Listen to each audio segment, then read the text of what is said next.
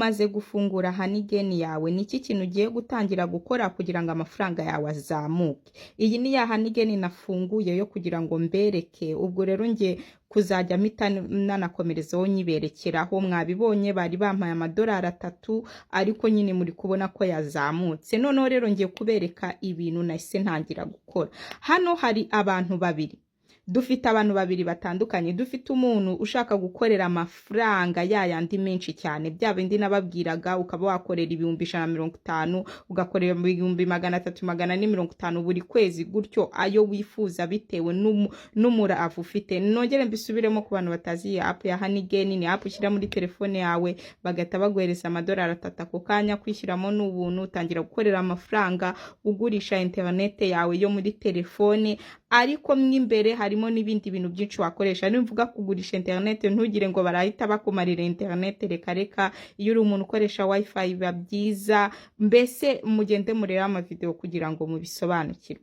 Noneho hano rero nkuko nabibabwiraga, umaze gushyiramo, bamaze kuguhereza $3. Dufite abantu babiri. Dufite umuntu ushaka gukora agakorera amafaranga menshi cyane, tukaba dufite n'undi muntu udashaka bino bintu kubitamo umwanya. Mbese uri umuntu wibera aho ngaho, nagushaka kujya mu bintu byinshi cyane, sibyo? Ubwo rero reka duhere kuri uwo muntu udashaka kujya mu bintu byinshi cyane. Ikintu cya mbere ugomba gukora, ugomba kuzajya winjira hano ukareba yuko handitse sharing. Muri kubona uko ngewe hano handitse ngo not sharing.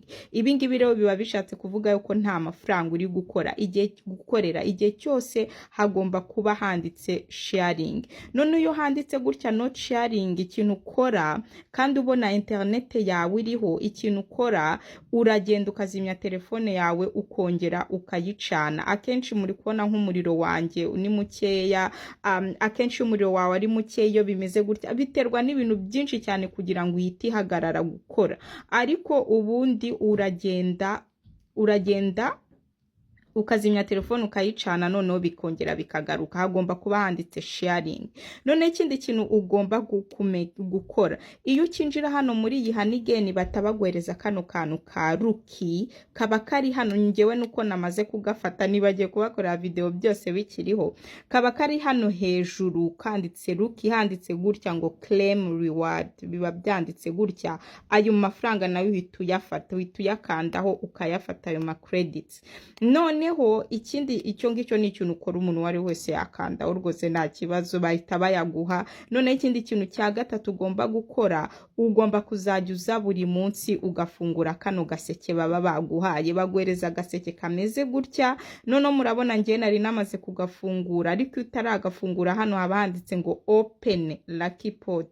Uraza ugakandaho ubundi ugahita ugafungura. Ibi ngibi namaze kubyerekana mu video menshi. Murabona ko hano bankiriyeho ngo ndaza kubona agaseke mu masaha 13. Nshobora kuzaza ejo hashize nk'amasaha 15 nkasanga kano gaseke haracyanditseho ngo amasaha 13. Ikintu ukora icyo gihe, uhita uzimya telefone ukongera ukayicana, ukayizimya ukongera ukayicana mpaka ka gaseke kaje. Nicyo ngicyo mbabwije ukuri ko hari igihe bijya biba ngombwa ko nzimya telefone yanjye inshuro 6 nyizimya nongera nyicana, hashira nkayizimya nkongera nkayicana nk'inshuro 2, hashira isaha nkongera nkayizimya nkayicana kugira ngo kano gaseke kashobore kuza. Hari igihe rero kaza nyine bitwara kuyizimya ukayicana inshuro nyinshi. Noneho murimo murabona kano gaseke, iyo ugafunguye bahita baguhereza ama credit, bahita baguhereza nyina n'udufaranga tugenda twiyongera. Uko ugafunguye barayaguha. Noneho wafungura 7 bagahita baguhereza 500. Noneho muri tuno duseke ugenda utombora, uba watombora 10, 20, 50, 100, 200. Noneho hejuru yayo yose wagiye utombora bakaguhereza na ya 500 iyo umaze gukora 7 udasiba umunsi n'umwe. Nukuvuga ngo iyo tuvuze wamaze gukora 5 umunsi umwe urasibye, twa 5 turahita duhinduka 0. Uba ugomba kugenda 7 udasiba n'umunsi n'umwe kugira ngo bayaguhe. Noneho ibi ngibi rero birarangiye. ni ukuvuga ngo bino nari maze kuvuga nibya umuntu udashaka kujya mu bintu byinshi, ufite bino bintu byo gukora, ugomba kumekinga ko buri gihe cyose haba handitse sharingi. Ikindi ugafungura kano gaseke buri munsi, ikindi igihe batanze ibintu by'ubuntu naho ukagenda ugakandaho. Ariko wumve yuko nimba internet yawe itihuta cyane ntabwo uzakorera amafaranga menshi, uba ugomba kuba ufite internet yihuta, sibyo? Noneho rero ahangaha tugeze ku muntu noneho ushaka gukorera amafaranga menshi. Ikintu ugiye gukora, iyo ukinjiramo nyine batabaguhereza iyindi challenge. Iyi ngiyi yitwa base starter. Iyi ngiyi niyo ya mbere. Barakubwira ngo tumira umuntu umwe, baraguhereza ayo ma credit ngo utumire umuntu umwe. Gutumira umuntu rero bigenda gute? Ngewe murabona namaze kuyikora yayo, namaze kuyafata. Gutumira umuntu, iyi ngiyi aba ari link yawe. Muri kuyibona referral link biri hano, ni iyi ngiyi iri hano. Noneho uraza ugakanda hano ukayikopiya. Wamara kuyikopiya ukagenda ukayihereza undi muntu nyine ahari hose waba ushaka, haba ari kuri Instagram, yaba ari kuri WhatsApp, yaba ari hehe, ujyo kugira ngo mutumire abantu. Nabigishije ukuntu bino bintu ubigenza. Noneho ni ukuvuga ngo ahangaha ni iyi ya mbere, iyi ubwo ni iya mbere uba ukoze iyi challenge ya mbere ya base starter bakayaguha. Noneho hahita haza indi challenge ya kabiri, ni iyi ngiyi noneho ngewe naringezeho yitwa base booster. Iyi ngiyi murabona uko nayo nari maze kuyikora. Bari kubwe noneho ngo invita abantu 3, noneho baguhereze ama credit 300. Murimo murabona nari maze kuyikora. Murabona hano mfiteho 320, murabona amafaranga mfiteho. Ni ukuvuga ngo ngiye kuza nkande hano kugira ngo aya 300 bayampe, sibyo? Aya 300 barayampaye. Ubwo ndaje mite mbereka. Okay, nkande hano. Murabona ukuntu bihise bigenda. Murabona misengira noneho 3,540. Murayabona mbese ukuntu ahita azamuka.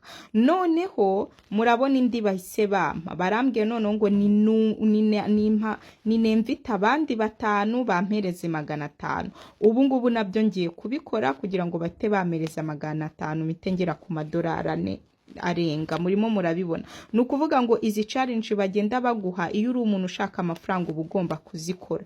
Ndaje mfatira referral code yanjye mite nyijyana ntumire abantu 5 n'iyi ngiyi mite nyikora. Noneho rero nkuko turimo turakora bino bintu, ubu ngubu nari nageze kuri wa muntu wa kabiri ushaka gukorera amafaranga menshi cyane. Bishatse kuvuga ngo hita ugenda urebe video yanjye y'ukuntu ukoresha iyi link yawe, kubera ko mu rwego rwo kugira ngo ubone amafaranga menshi cyane uba ugomba guhereza iyi link yawe iyi ngiyi nyine abantu benshi. Noneho ni gute nahereza iyi link abantu benshi? Ntago ari bya bindi ngo uragenda uhereza abo muri famille yawe n'ibikireka. Naberetse uburyo wakora nyine ubishatse wayiba nta kibazo, ariko ndi kukubwira ngo ndi kubabwira iyo uri umuntu ushaka abantu benshi cyane, uba ugomba kugenda ukareba video yanjye y'uburyo wakoresha kugira ngo iyi link uyihereza abantu benshi. Iri hano kuri channel ya YouTube.